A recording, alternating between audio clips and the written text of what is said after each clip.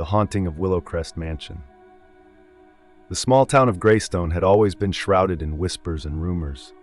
Tales of haunted houses and spirits that lingered long after death were passed down through generations, but none were as infamous as the legend of Willowcrest Mansion. Perched atop a hill, overlooking the town like a sentinel of doom, the mansion had stood empty for nearly a century, its windows dark and foreboding, its gates rusted and closed to all who dared approach. The mansion had once been the pride of the town, built in the late 1800s by the wealthy Vanderveer family. Its grandeur was unmatched, with sprawling gardens, marble statues, and ornate furnishings imported from Europe. But it was the art collection that was the true jewel of the estate. Paintings from renowned artists adorned the walls, each telling a story of its own. Yet, there was one painting that overshadowed them all. An eerie portrait of a woman that had come to be known as the Lady of Sorrow. The painting depicted a beautiful woman in a flowing black dress, her face pale and ghostly, with hollow eyes that seemed to follow you wherever you went. The artist, a man named Leopold Grayson, was said to have been driven mad while creating it. Shortly after the painting was completed, he was found dead in his studio, his body contorted in a twisted expression of terror. Some said he had captured something in the painting, something evil that had claimed his life. As the years passed, strange occurrences began to plague the Vanderveer family. Doors would slam shut on their own, cold drafts would sweep through the mansion on the warmest of days, and eerie whispers would echo through the halls. The family's fortunes declined, and one by one the Vanderveers met untimely deaths. By the turn of the century, the mansion was abandoned, left to decay and crumble under the weight of its dark history. But the legend of the haunted painting lived on. It was late October when Ethan, a young art historian, arrived in Greystone. He had heard of the painting from a colleague and was immediately intrigued. He was drawn to the mystery surrounding it, convinced that it was more than just a simple portrait. His curiosity drove him to uncover the truth, even if it meant venturing into the abandoned mansion that had terrified so many. Ethan was a man of logic and reason. He did not believe in ghosts or curses, dismissing the stories as mere superstition. Yet, as he stood at the foot of the hill, staring up at Willowcrest Mansion, he couldn't shake the feeling of dread that settled in his gut. The mansion loomed before him, its once grand facade now cracked and weathered. Ivy crawled up the walls, and the windows, caked with decades of grime, stared down at him like empty eye sockets. The gate, heavy with rust, creaked as Ethan pushed it open, sending a shiver down his spine. He approached the front door, its wood swollen and warped from years of neglect. With a deep breath, Ethan pushed it open, the hinges groaning in protest. The air inside was thick with dust and the scent of decay, and the floorboards creaked ominously beneath his feet. The interior of the mansion was as grand as it was eerie.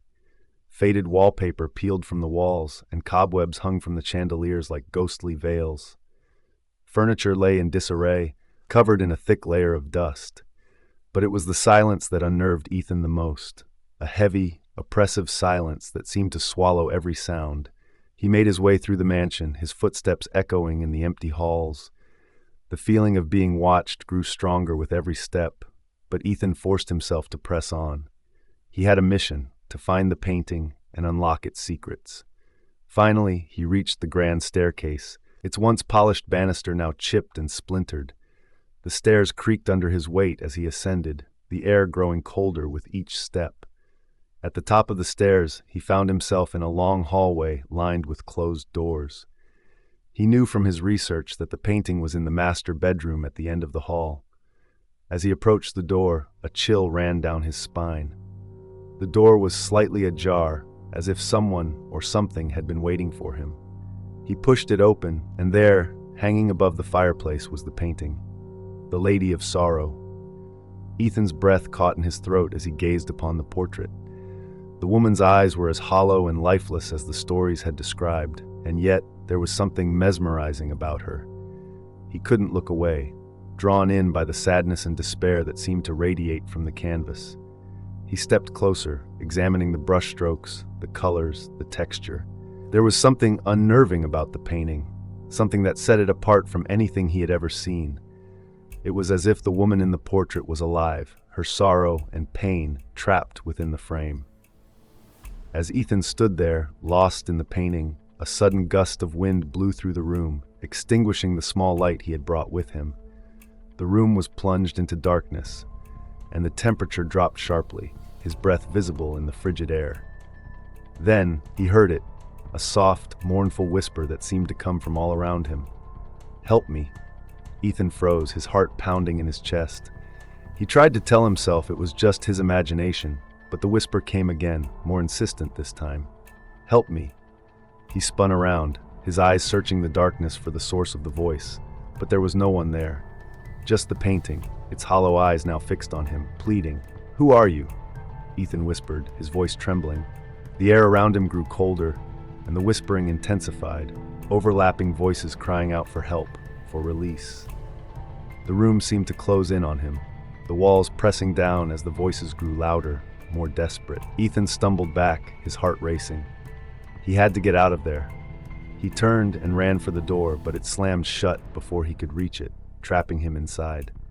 Panic surged through him as he pounded on the door, but it wouldn't budge. The whispers turned to cries, and the cries turned to screams. Screams of agony, of terror, echoing through the room, filling his mind with unbearable noise.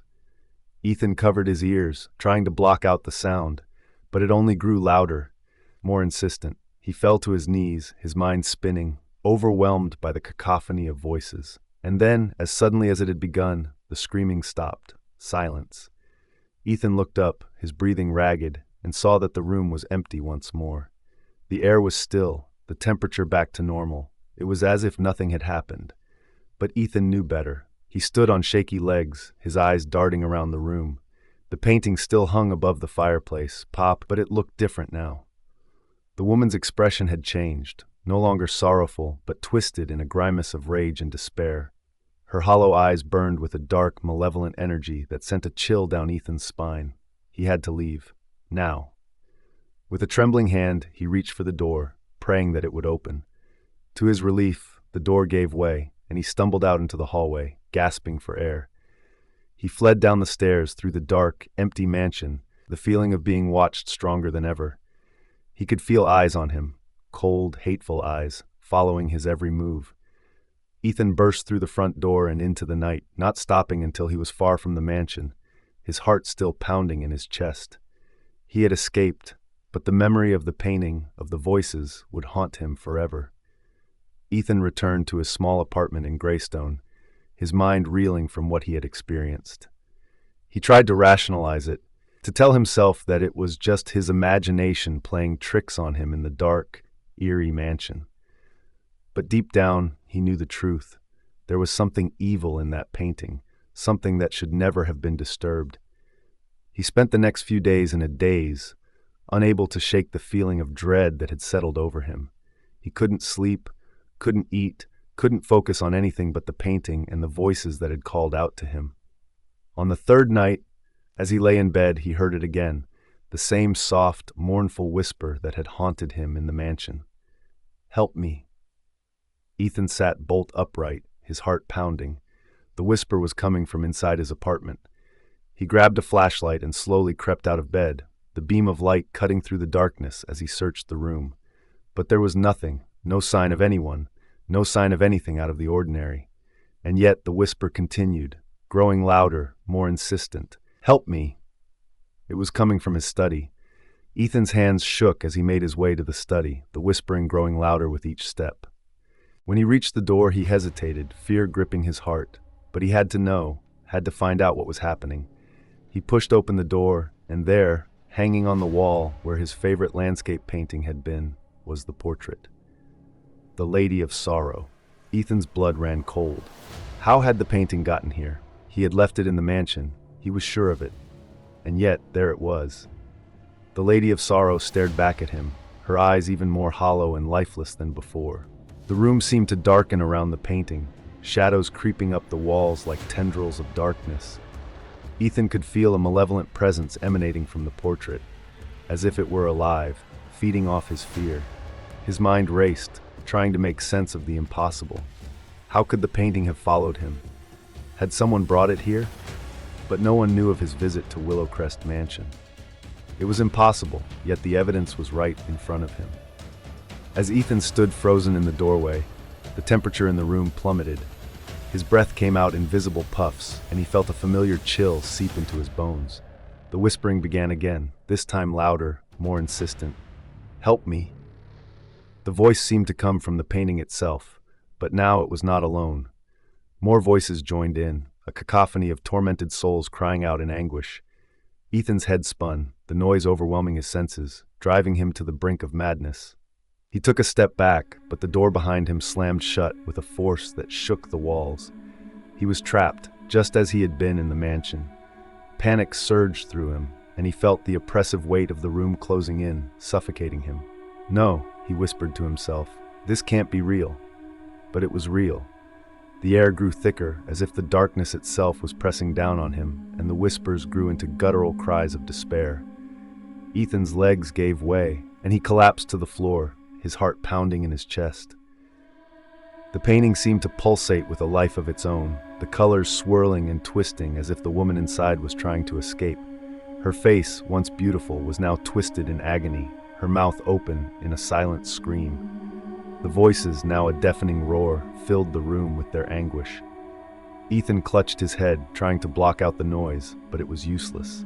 The voices invaded his mind, tearing at his sanity. He could feel their pain, their sorrow, their desperate need for release. And then, through the chaos, a single voice broke through, clear and sharp. "Destroy it." Ethan looked up, his vision blurred by tears and terror.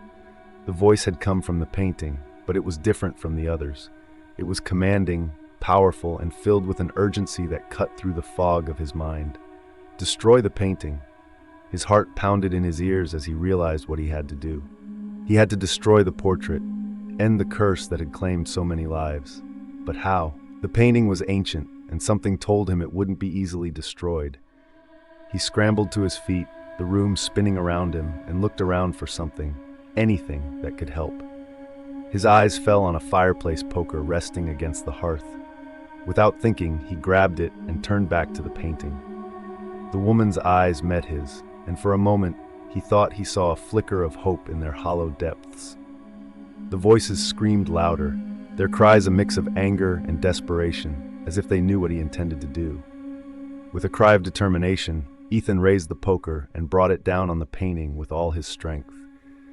The force of the blow sent a shockwave through the room, and for a moment, everything went still. But the painting didn't tear. Instead, it absorbed the blow, the canvas rippling like water.